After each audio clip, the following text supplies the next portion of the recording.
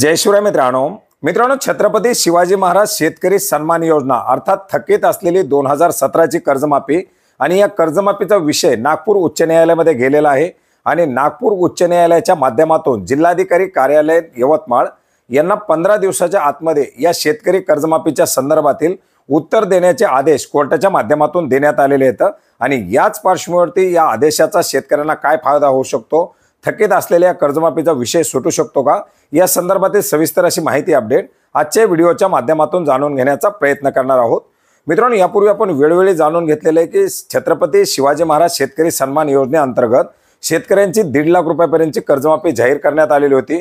लाखो शेतकऱ्यांना या कर्जमाफीचा लाभ देण्यात आलेला होता, परंतु लाखो शेतकरी या कर्जमाफीपासून वंचित राहिलेले होते। काही तांत्रिक कारण, काही दुरुस्त्या वगैरे वगैरे सांगून शेतकऱ्याला या योजनेचा लाभ देण्यात आलेला नव्हता आणि हा लाभ देण्याची प्रक्रिया सुरू असतानाच राज्य शासनाच्या माध्यमातून 2019 मध्ये महात्मा ज्योतिराव फुले शेतकरी कर्जमुक्ती योजना 2019 ही योजना नव्याने आणण्यात आलेली होती। याच्या अंतर्गत देखील लाखो शेतकऱ्यांना कर्जमाफीचा लाभ देण्यात आला, परंतु या कर्जमाफीचा लाभ देत असताना याच्यासाठी नवीन पोर्टल, नवीन योजना सुरू करण्यात आल्यामुळे जुनी योजना तशीच पडून राहिली। त्याच्यासाठीचं पोर्टल बंद करण्यात आलं आणि पर्यायाने जे शेतकरी लाभापासून वंचित राहिलेले होते असे शेतकरी असेच पेंडिंग राहिले आणि जवळजवळ राज्यातील 6 ते 7 लाख शेतकऱ्यांना या कर्जमाफीचा लाभ देखील मिळाला नाही।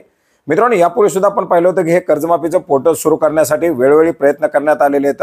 लोकप्रतिनिधींच्या माध्यमातून वेळोवेळी मागणी केली जात आहे। याच्यामध्ये मोठ्या प्रमाणात लाभार्थी जे बाकी आहेत ते म्हणजे यवतमाळ जिल्ह्यातील। याच्यासाठी आपण पाहिलं होतं की वेळोवेळी अधिवेशनामध्ये आवाज उठवला गेला होता आणि शेवटी हा विषय मुख्यमंत्र्यांच्या समोर मांडण्यात आलेला होता। मुख्यमंत्र्यांच्या माध्यमातून सुद्धा या 6.5 लाख शेतकऱ्यांची कर्जमाफी करणार असल्याचं स्पष्ट करण्यात आलेलं होतं, परंतु आपण पाहिलं तर वेळ जात आहे, दिवसेदिवस जात आहेत आणि 2017 ची ही थकीत कर्जमाफी 2023-2024 पूर्णपणे संपत आलं तरी शेतकऱ्यांना कुठल्याही प्रकारे लाभ देण्यात आलेला नव्हता।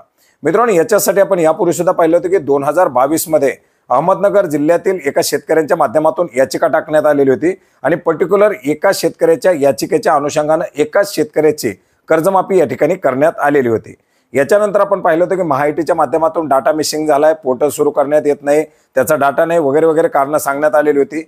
याच्यासाठी एक उच्चस्तरीय समितीची बैठक देखील नेमण्यात आलेली होती। ती बैठक पार पडलेली होती आणि हा डाटा रिकव्हर करण्याचा प्रयत्न केला जात होता, परंतु याला अद्याप देखील कुठल्याही प्रकारची मुवमेंट झालेली नव्हती, त्याच्या संदर्भात स्पष्टीकरण देण्यात आलेलं नव्हतं आणि याच अनुषंगाने यवतमाळ जिल्ह्यातील साधारणपणे 50 पेक्षा जास्त शेतकऱ्यांच्या माध्यमातून उच्च न्यायालयामध्ये धाव घेण्यात आलेली होती आणि याच्यासाठी ॲडव्होकेट वानखेडे साहेब यांच्या माध्यमातून शेतकऱ्यांच्या बाजूने एक याचिका दाखल करण्यात आलेली होती, ज्याच्यामध्ये राज्य सरकार असेल, जिल्हाधिकारी कार्यालय असेल, उपनिबंधक कार्यालय असेल, बँका असतील यांना प्रतिवादी ठेवून ही याचिका दाखल करण्यात आलेली होती आणि याच याचिकेचा निकाल देत असताना या शेतकऱ्यांच्या बाजूने निकाल देत नागपूर उच्च न्यायालयाच्या माध्यमातून जिल्हाधिकारी यवतमाळ यांना या कर्जमाफीच्या संदर्भातील उत्तर 15 दिवसाच्या आतमध्ये दाखल करण्याचे आदेश देण्यात आलेले आहेत। मित्रांनो, बरेच जण म्हणतील यवतमाळच्या शेतकऱ्यांनी याचिका दाखल केलेली आहे, यवतमाळच्या शेतकऱ्यासाठी शासन आता उत्तर देईल किंवा जिल्हाधिकाऱ्याच्या माध्यमातून उत्तर देईल।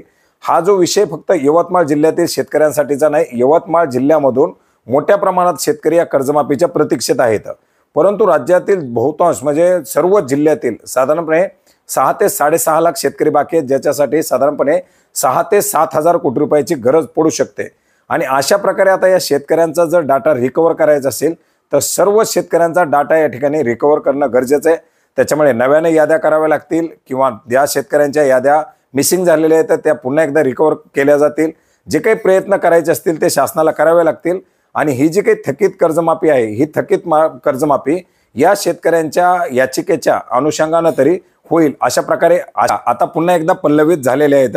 मित्रांनो, अशाच प्रकारच्या याचिका प्रत्येक जिल्ह्यातून प्रत्येक शेतकऱ्याच्या माध्यमातून पडणं गरजेचं आहे, परंतु शेतकरी आपल्या छोट्याशा कर्जमाफीसाठी वैयक्तिकरित्या पुढे येऊ शकत नाहीत, परंतु शेतकरी संघटनेच्या माध्यमातून, शेतकऱ्यांच्या नेत्यांच्या माध्यमातून किंवा लोकप्रतिनिधींच्या माध्यमातून असे जे काही वंचित शेतकरी आहेत अशा शेतकऱ्यांसाठी आवाज उठवणं गरजेचं आहे आणि अशा प्रकारे जर आवाज उठले तर एकत्रितपणे या 6 ते 6.5 लाख शेतकऱ्यांना न्याय मिळू शकतो। एकंदरीत शासनाच्या माध्यमातून गेल्या 2 वर्षापासून या शेतकऱ्यांची कर्जमाफी केली जाईल असं फक्त सांगितलं जात आहे आणि 2022 पासून 2023 गेल्यानंतर आता 2024 पूर्ण निम्म वर्ष झालं तरी अद्याप देखील कुठलीही पावलं उचलण्यात आलेली नाहीत।